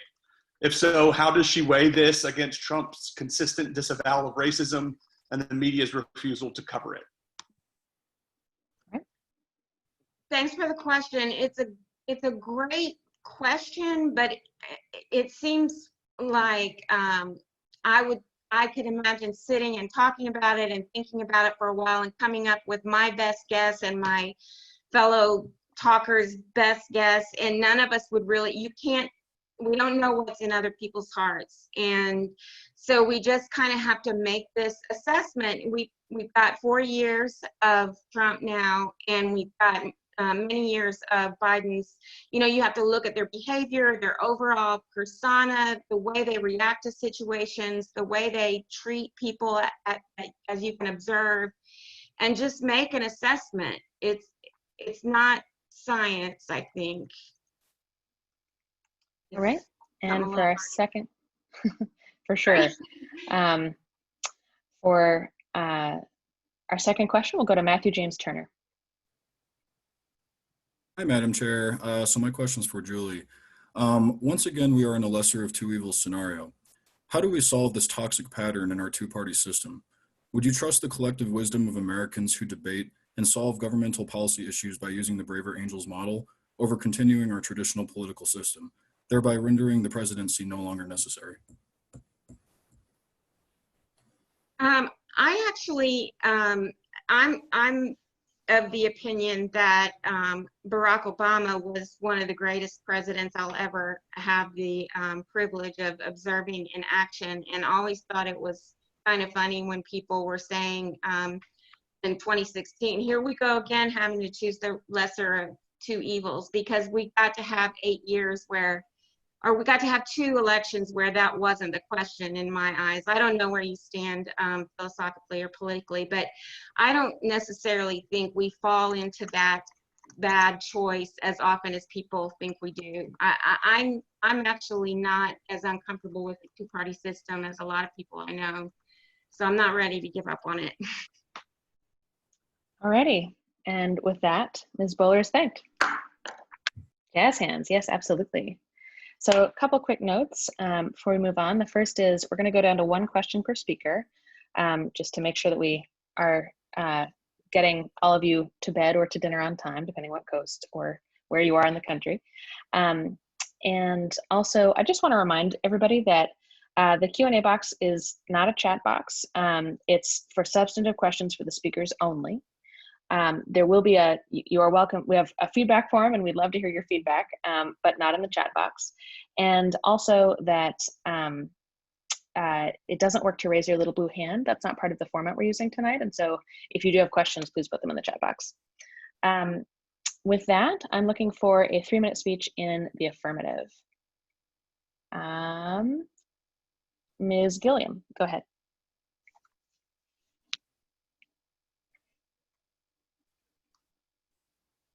You know, I'm not that good at that. I have to unmute this. I'm so glad that the other people have already talked about a lot of things that President Trump has done, so I don't have to go over those. I just tell everybody, go to the website and look at Trump's accomplishment, and there's pages and pages and pages of stuff that he's done. I'm more interested in what he's done than what he said. I want that term racism to stop using that in your vocabulary and put that out. I grew up in the 60s, and some parts of that was in the segregated South. We had lynchings, we had police dogs, police hoses. You couldn't go to certain restaurants. You couldn't use a bathroom. You were bused miles away to a school, okay? And they could do anything they wanted to you and no laws protect you. And that wasn't the Republican Party doing that to you. That was the Democratic cities. I'm just gonna mention a couple things here with blacks and what he's done so far. Lots been covered already. The school choice initiative with Biden's against is a big one. We have black kids now in these inner cities, can't read, can't write, can't take advantage of any jobs they have. In Baltimore, they have 13 schools. Not one child was sufficient, black child, sufficient in math. Well, we used to be the inventors, the mathematicians, and scientists. Okay, here in the California area, we have black boys, 75% of them when they graduate, can't read, can't write, can't do anything. 48% not even graduated, okay? So all their prospects is to be homeless, in jail, the graveyard, or drugs. And nobody's addressing that issue. Trump has been taking it straight on. Another thing, just with the violence we've had in the inner cities about say their names, okay? We're losing 8,000 black kids killing each other every year. That's been since Trump in the office. That's 32,000 people already, okay? Obama did the same. He didn't mention it. Trump is at least trying to address those issues. Now, when he came to office, January 20th, 2017, before he came to office, January 2nd, 2017, he sent a tweet out. You guys heard his tweets? Begging the mayor, say, listen, guys, we got to stop this killing in these neighborhoods that's going. Chicago's over 8,000, shot about 43,000. Let the federal government come and help you. Hell no. We don't care how many black kids die. They're going to die, but you can't help us. Even now, the people in these cities or these mayors refuse to let him help at all. And like I said before, there's no names. You guys don't hear it in the news. They tell a story, they move on. We got 1, 2, and 3-year-olds being shot and killed on a daily basis. But yet we can say something about the 4 or 5 police officers that kill somebody, bad police officers that kill somebody black every year, but the 8,000 don't mean a thing to you, okay? Just briefly on the COVID thing we have here, it wasn't Trump that killed 200,000 people. What it was, he gave them ventilators, and then he said, what else you need? You need beds, I'll give you as many as you want. Governor Cuomo was the worst. He spread those people out, say, put in these tents that we made up, in these hospitals we have. I sent you the mercy ship. Cuomo sent those people back in the nursing homes to die. 75 to 80% of the people that died were poor people and nursing home people because of bad ventilation systems, okay? That's not Trump's fault. Just one other comment I need to make as far as this goes. Last one, yep. One thing what Biden said, if you vote for Democrat, you ain't black. Thank you very much. All right. I want to compliment you, Ms. Gilliam, on keeping to the time. Well done. You're so passionate. Sometimes that, yeah. Anyway, just gets too exciting. So for your first question, for our first question for Ms. Gilliam, we'll go to Bobby. Go ahead and unmute and ask your question. Hi. Madam Chair, I would like to ask about Trump's name calling. His wife talks about anti-bullying and how she does that in the schools. He is a bully, and I'm wondering how you reconcile that with the role model that he is. She reconciles that. Pardon me? You're wondering how she reconciles that, right? The speaker? How she reconciles that with his role model to our children and to our world. All right. Ms. Gilliam, go ahead. I don't care about what he says. Trump is like this. If you kill my cat, I'm gonna kill your cat. I'm gonna kill your dog. I'm burning your house down in it because if it's gonna go against American people. I just read you some statistics and you still talk about his bullying and what he says. I don't care about sorry, that. the speaker, What he she's does still is what I talking care about something. Right. What he does is what I care about, not about what he says. And I'm used to that. And where's all these perfect presidents that never said anything about anybody? LBJ was one of the worst, destroyed our families, destroyed our infrastructure. And you guys seem to be fine with that. You want to hear some words? Go look at Biden's past. All right. And since we're doing one question, with that, Ms. Gillian is thanked. Jazz hands, absolutely. Very good. Okay, I'd now like I'm now looking for a 3-minute speech in the affirmative, excuse me, the negative. Mr. Swiggett, go ahead. Thanks, Madam Chair. Thanks, everybody. It's always great to be here at these Braver Angels events.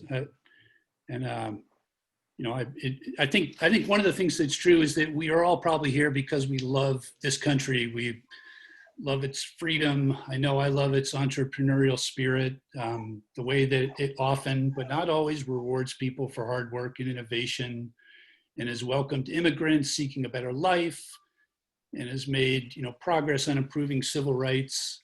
And I know that I've worked my entire adult life as an engineer and a businessman and an entrepreneur, and I believe that my life experience couldn't have been possible in any other country on this planet.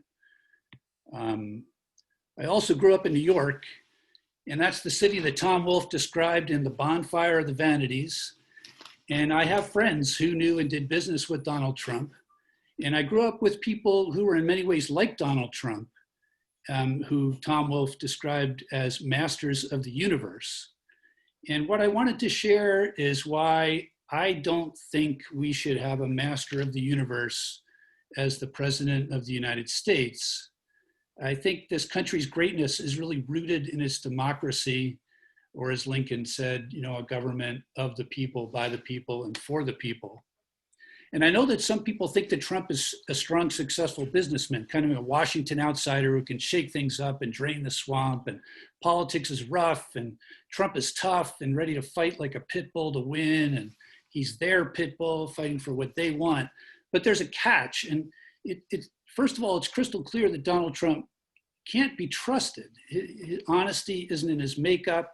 He doesn't seem to believe in truth. He lies continuously, habitually, and he relies on deceit to win over his supporters and attack his opponents. There's another catch. He surrounded himself with loyalists and family members. And true leaders don't do that. They attract talent and build teams that will challenge their point of view. And, you know, we've had COVID, but we haven't really had a major crisis in his presidency. Trump has let, you know, super powerful alternate voices like Rex Tillerson, John Kelly, one of the other questioners named a whole bunch of them, leave through kind of this chaotic revolving door. And I don't know if people remember his Business Leaders Council, where basically our nation's top CEOs left in disgust because of Trump's lying and his self-aggrandizement, and realizing that he didn't really want to solve problems and he probably wasn't capable or interested. There's a third catch. You know, I don't believe Trump actually really cares about people in this country. And as a New Yorker, I can tell you this guy is basically, it's a con man. Much of what he's doing is theater and it's a sham. And I think he's in it for power and financial gain. And these are terrible character traits in a president. So I would say, you know, unlike Honest Abe or many of our presidents who would admit what we've done well and see where we have challenges and where we could do better, Trump is just going to tell you everything he's done is a smashing success. He's going to list 1,000 things on his website. And I think, and I hope that ultimately we're all too smart to be fooled again by this guy who's a con man and a master of the universe. And I think he's a pit bull we shouldn't trust with our future. All right, questions for Mr. Swiggett. We're going to go to Celia House. Go ahead, Celia. Thank you, Madam Chairman. My question to the speaker is, do you support our media lying he about support- Trump? Oh, yes. Does the speaker support our media lying about Trump just because he's apparently a liar as well? I thank the questioner for that question. I think it's a great question because I think it has to do with kind of the culture that we're all collectively creating. You know, are we creating a culture where we believe the truth matters, that the truth will help us find the path forward? Or are we creating a culture where we think that lying is smart and strategic and it wins eyeballs and it's good for advertising dollars and it gets people reelected? And so I absolutely agree that there is a toxicity in our culture when, in my opinion, we move away from the concept that truth matters towards a concept that you should say what people want to hear and say what's going to get eyeballs. So I appreciate that question. I don't think it's just Trump. All right. And with that, Mr. Swigert is thanked. Jazz hands. Very good. Okay. So we have 2 more speeches, I believe, and then, yep, I see you, Keith. And then we will begin our process of reflecting on this evening and wrapping up. So I'd like to call on our last affirmative speaker for the evening, Mr. Hardeen. Go ahead. Thank you, Madam Chair. I didn't know whether to put up my blue hand or my black hand. Okay, I just wanted to say that this has been quite spirited tonight, and everything is, a lot of things have been said pretty much that I could really not say, but I mean, it's already been said. So I want to go right to my personal experience as to why I will vote for Trump. I will vote for Trump, and I'm happy to do it. So is my wife, by the way. And, you know, I believe that Trump is such a powerful and a tough guy.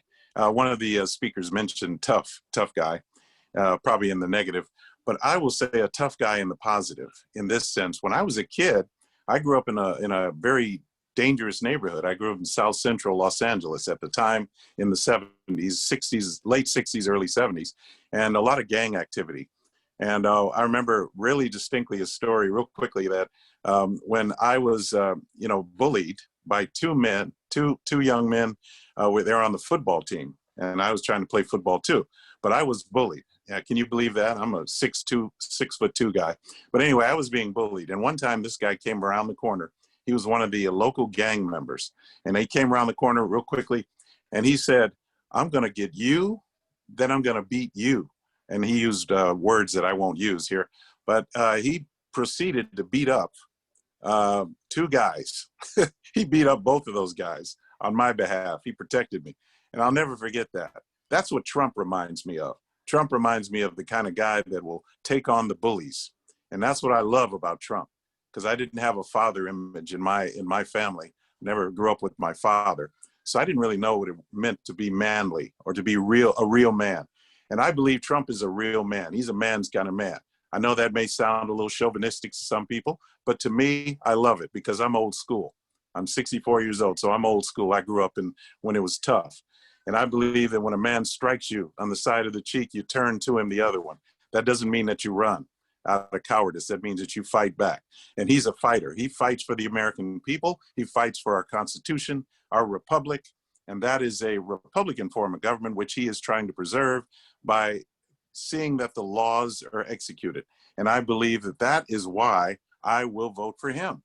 You know, and he's following that Constitution. Another thing, the godlike obsession to control, that godlike obsession to control our lives that I see coming from the left and from Biden and Harris and the Democrat Party, I want none of. I think that the Americans, the question will remain, here it is, are men the property of the state, or are they free souls under God? I believe we are free souls under God. Thank you. All right, lovely. And for our question for the speaker, we'll go to Mobley. Go ahead and ask your question to me. Can you hear me? Yes, sir. I'll give you some context for my question. I look at the last 4 years as being quite polarized, and this is my first time to participate in this venue. Oh, first time. Bravo. Oh yeah. And so I see brave angels presumably trying to unite us. And it seems apparent from the comments this evening, though they're admirably respectful, we're still pretty far apart in our views. And I see some examples of that over the past 4 years of what I would label as Republican Trump extremism, to the extent that I see Senator McConnell not I have considering. to ask you to come to your question, sir, as you're about at time. Go ahead. Okay, is there any room for moderation in the Trump Republican agenda as a means of trying to unite the country? All right. Go ahead, Mr. Hardy. Yes, there are plenty of moderates in the Trump. I mean, if you think about it, there are Republicans who are more moderate than Trump. I mean, we have the never Trumpers. Have you ever heard that statement? The never Trumpers. Those are people who don't support Trump, yet they're Republicans, and they call themselves conservatives. Well, so there you go. They don't even call Trump a conservative. So yes, there's room for moderates, but I'm an extremist. I am a conservative, a constitutionalist, and I believe in our founding fathers' vision, which Trump is trying to protect. And that's what I support and will vote for him. All right. And with that, Mr. Hardy is thanked. Jazz hands. Yes, very good. Whatever color they are. Okay. And for our final speech of the evening, I'd like to call in the negative, I'd like to call in Mr. Thomas Reeves. Thank you, Madam Chair. In our high school civics classes, we were taught about separation of powers, or checks and balances, through the establishment of the three branches of government. The Founding Fathers, having escaped from tyranny in Europe, intended to prevent the same thing from happening in the new America. However, the Founding Fathers assumed that politicians would act in good faith and uphold their oath of office. President Trump, in his term, has shown just how fragile our democratic form of government really is when good faith is not upheld. He has managed, through political manipulation, to put his cronies in positions of power across the three branches of government. This has significantly eroded checks and balances such that the power is concentrated in the White House. This form of government is not called a democracy, perhaps oligarchy, a monarchy. If President Trump is reelected, will his first order of business be to change his title from president to king? About 60% of Americans support Roe versus Wade, but President Trump seems determined to overturn it in order to appease his evangelical Christian base of supporters. Perhaps our immigration laws do need a closer look, but separating families at our southern border as a matter of policy is not the way. In the same vein, trying to deport young adults born in this country of illegal immigrant parents does nothing but make a mentally deranged point. President Trump is stoking the flames of racial division rather than seeking to extinguish them. The people are speaking from the streets, but our president is tone deaf. Yes, looting and rioting do detract from the message, but should not drown it out. By the way, I confess to a conspiracy theory. The protesters and the looters are not the same group of people. The president's dog whistle has turned into a bullhorn as he summons the dark forces in our society out from under the rocks. Voting rights, environmental protection, affordable health care, all of these have been significantly eroded under the current administration. Oh, and let's not forget about the tax cut, which has caused the national debt to climb and line the pockets of people who didn't need the money. Speculation on my part, but in a second term, President Trump would declare that the solution to the debt problem is to cut Social Security, Medicare, and Medicaid benefits, not to recover money from the giveaway. Oh, I'm sorry, I meant the last tax cut. According to the Washington Post fact checker, as of July 9th, President Trump has made 2,055 lies. Well, how do we know for sure that President Trump is lying? Well, when his lips are moving. The American people deserve to hear and know the truth. President Trump is trying to set America up in his own image, not ours. All right. And for a question for our last speaker, we'll go to John Allen. Go ahead and ask your question to me. Thank you, Madam Chair. I appreciate the opportunity to ask this question. I don't yet know for certain who I'm going to vote for. I really don't like Trump's personality, but I've been a leaning red voter most of my life. However, tonight, most of what has been said has been reasons to not vote for Trump. Can the speaker give me one or two solid policies that Biden is running on that will help me decide to vote for him? All right. Go ahead, Mr. Reeves. Well, I'm going to have to confess that everything I've just said, my reason for voting for Biden is that he is not Trump across the board. As vice president, he has not had an opportunity to set policy. He's voted at his in lower offices, but he has yet to strut his stuff. And I think he is starting out on a solid foundation. And I think we should give him a chance to see what he's got, just like Trump voters did in 2016. All right. And with that, Mr. Reeves is thanked. Jazz hands, yes, for our final speaker of the evening. All right, folks, we're going to do a couple quick things. And like I said, I do promise to have you to bed / dinner on time, but first we're just going to do a little bit of reflecting on what has just happened here. And so, but before we do that, I'm a stickler for Parliamentary Procedures, so I'd like to ask someone on the panel to go ahead and unmute yourselves and say, I move we adjourn, and I'd like someone else to say second. I move we adjourn. I second. Excellent. A red and a blue, perfect. And with that, we are adjourned. All right, jazz hands. I want everyone, including you people at home, to give yourself some jazz hands, because what just happened was like, boy, this was hot, right? This was like, there was some stuff here tonight. And I just want to say that I see that as a good thing, because this is the conversation our country's having right now, is this exact question. And the fact that we can come together here and talk about it in a way where we respect each other and hear each other out, I think really means something. And so I just want to commend everyone who watched the whole thing and all of you for staying here tonight. So we're now going to shift to a relatively short debrief, and I'd like you to answer two questions, or one or two. And they are, what did you learn tonight? And what did you enjoy? And with regard to the what did you learn question, sometimes, particularly after a debate like this, people want to say, well, I learned that the other side is stupid. And, I would just ask you to take the question in the spirit it's intended, and say, what is like a positive thing you learned? And we're also going to open up the chat so that people can, folks who are watching can share what they learned and enjoyed.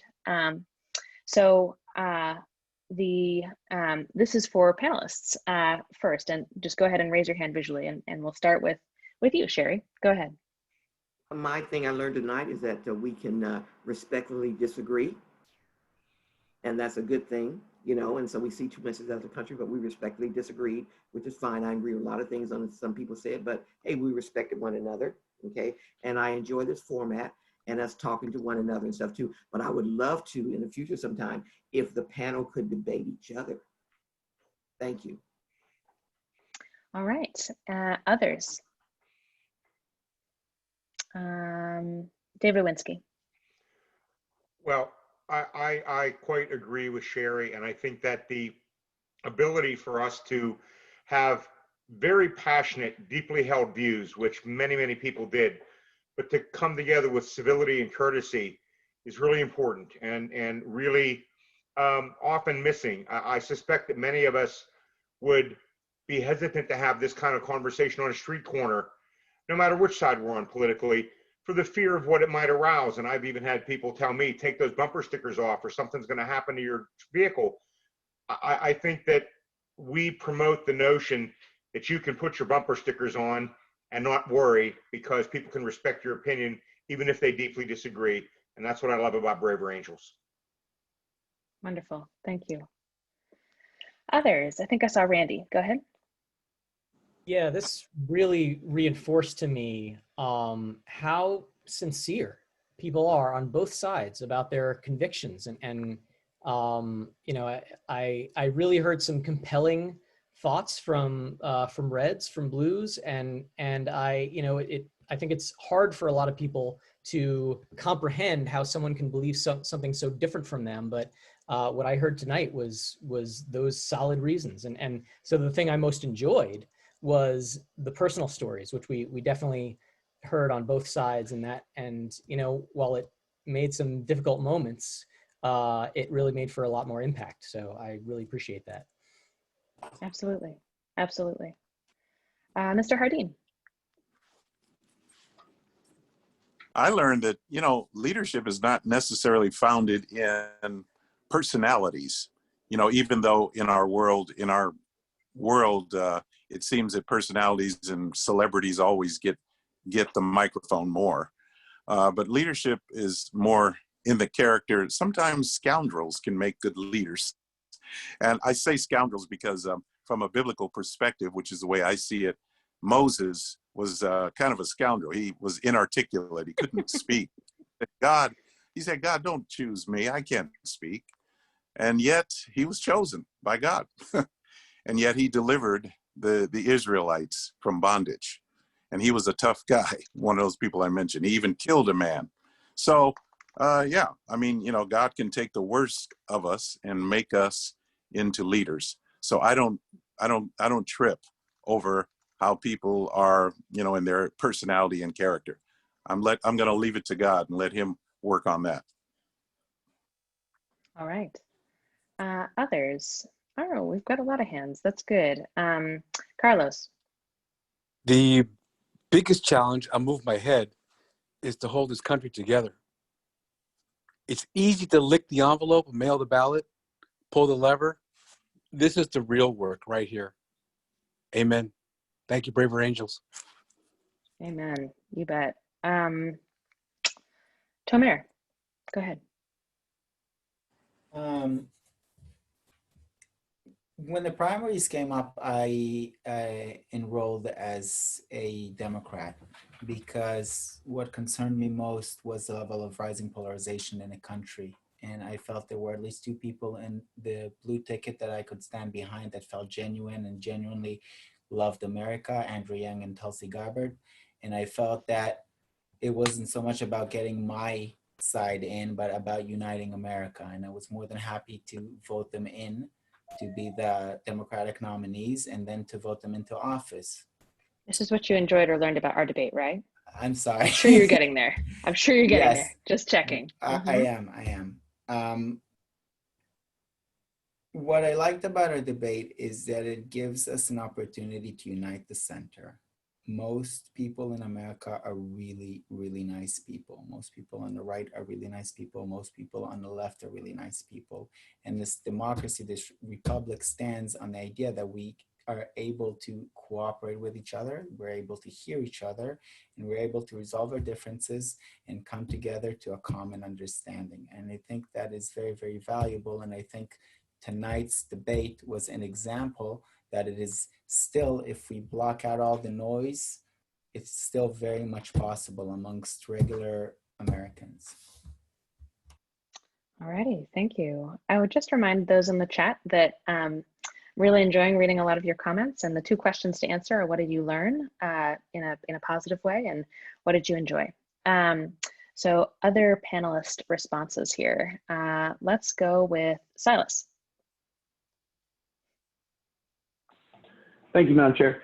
I learned that for people who have sort of the conflict of not liking Trump's personality but preferring his policies, that that they want to hear more about a pro-Biden message or what should make them like him. So it's not enough to say I don't like Trump's personality. It's like you have to give somebody a reason on the on the other side.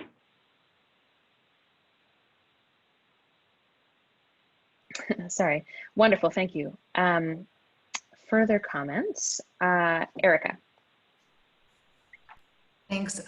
Yeah, I really appreciate it. You know, so often political conversations across lines of difference bogged down in a war of facts and truth bombs, and everyone's got their own facts, and we're getting our information from different sources. And that sometimes happens even at Braver Angels events. But I didn't find that so much tonight. I mean, a little bit is inevitable, I think, but what stood out to me, and that's great because I think everyone finds that incredibly frustrating when we feel like we're not working from the same set of facts and have like different realities. But what stood out to me tonight was that this is not so much about disagreement over facts. We are fundamentally afraid of different things in this happening in this country. And the fear was really palpable to me.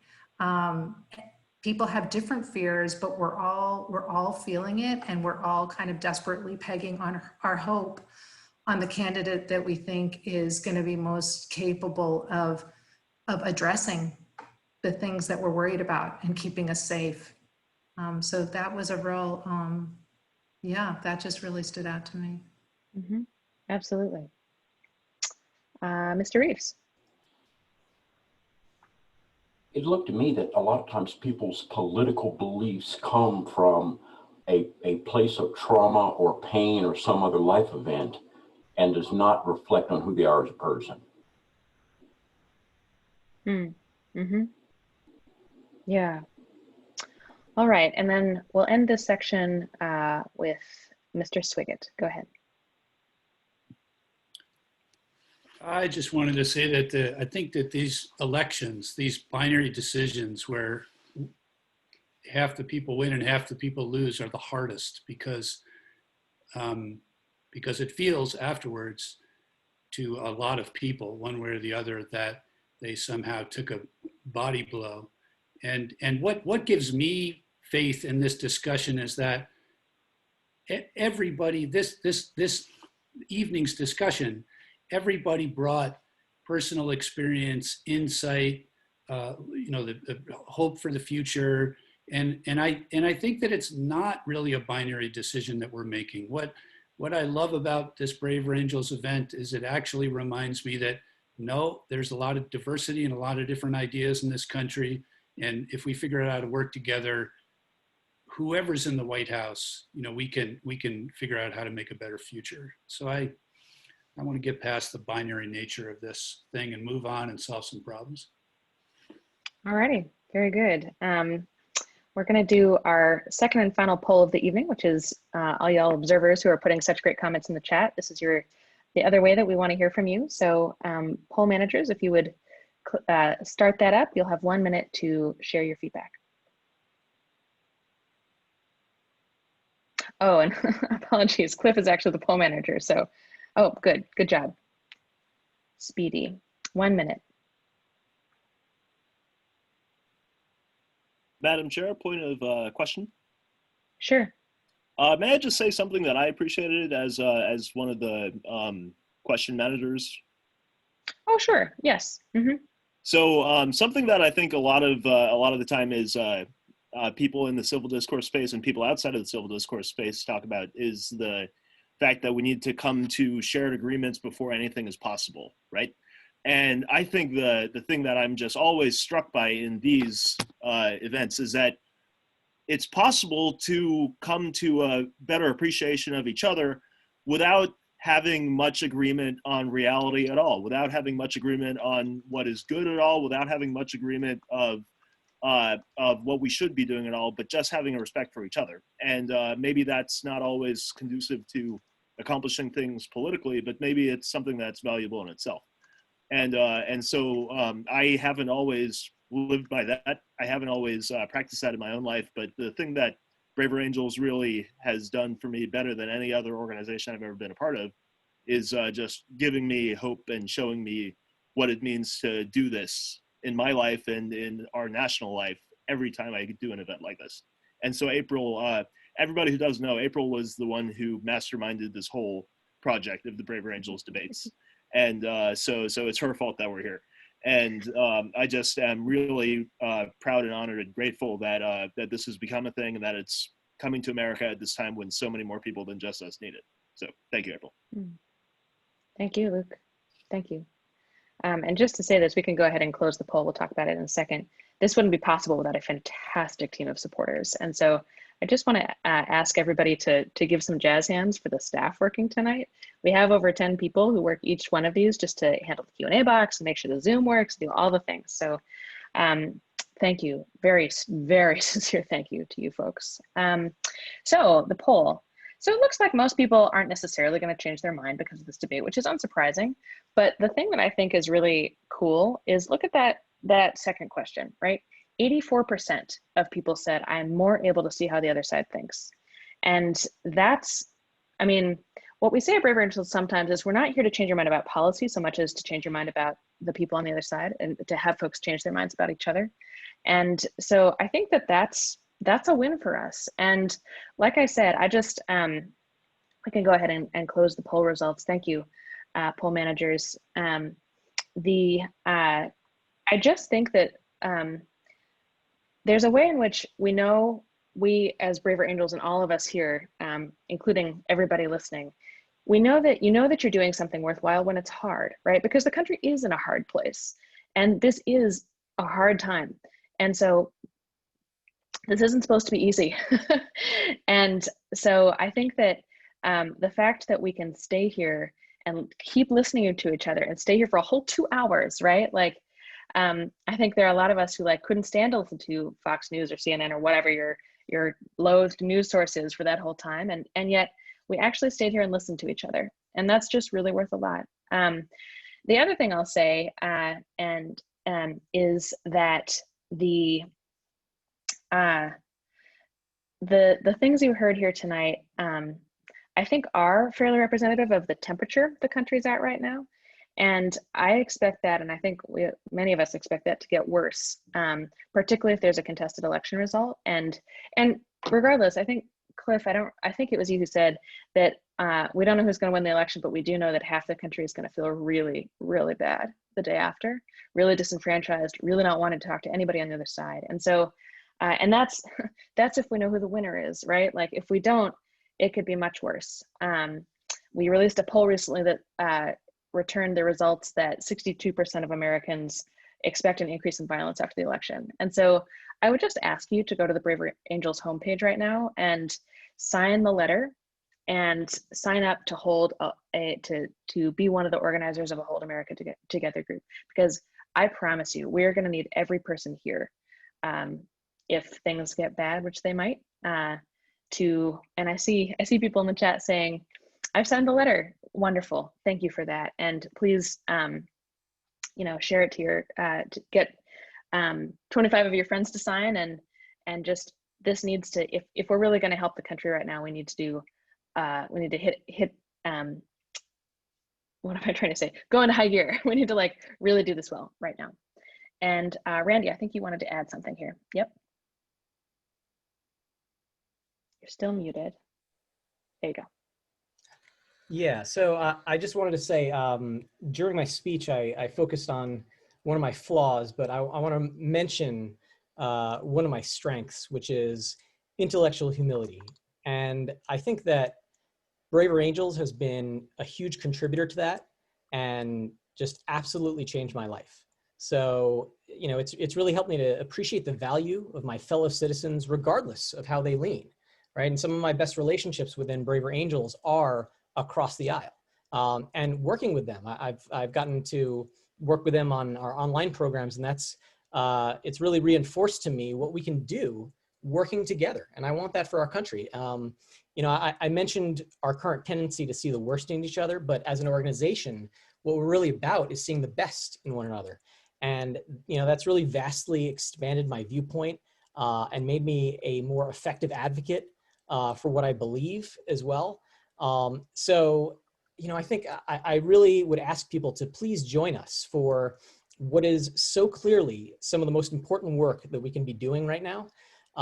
Because if we stop talking to one another, right, we're going to not be able to understand each other anymore. And that's going to break down into the violence in the streets that people are afraid of. So what we're asking you to do is please go to the website that has come up on your browser after the event and hit the support us button at the top right. But you may want to go even further. I want to note that right now we're going through the most expensive presidential race in history. And so if you're feeling generous and want to make a bigger impact during this election season, there's plenty of money going to support the candidates on both sides, but Braver Angels could really use your support just as much. And if this is a movement that you think can benefit our country, you know, some of the most effective and impactful ways that you can imagine during this election season, then, you know, maybe use some of your political giving budget for Braver Angels. And then the final thing I'll mention is, and then get involved.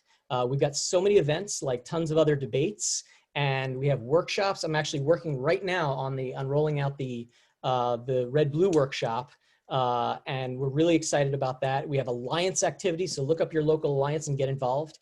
And I promise you, this will be some of the most meaningful work that you will ever be involved in. So thanks, everyone. Thank you, Randy. Thank you. Yes, I second everything you said. That's definitely true for me. So folks, that is our show for the evening. And so I just want to give you a preview. When we close this out in just a second, you're going to see two links. I've seen a couple people in the chat asking if there's a place they can give more feedback. Yes, there is. It's our feedback forum. We're always trying to make what we do better. And so if you would just go ahead and fill that out, we would be really grateful. There are actually two surveys. The first one is tell us what we can do better. And the second one is what would you like to see next? We've had a lot of people say that, you know, they love this, but they feel like they're just starting the conversation. Like, can we not keep going somehow? And so we want to do that, but we want to design it in a way that reflects what you guys want. And so if you're interested in following up, that's what's contained in the second survey. I think doing both of them together takes all of like 7 or 8 minutes. So we'd be really grateful. And again, don't forget to sign the letter and help us hold America together. And so with that, good night, everyone. And thank you. Let's go out there and build a house united.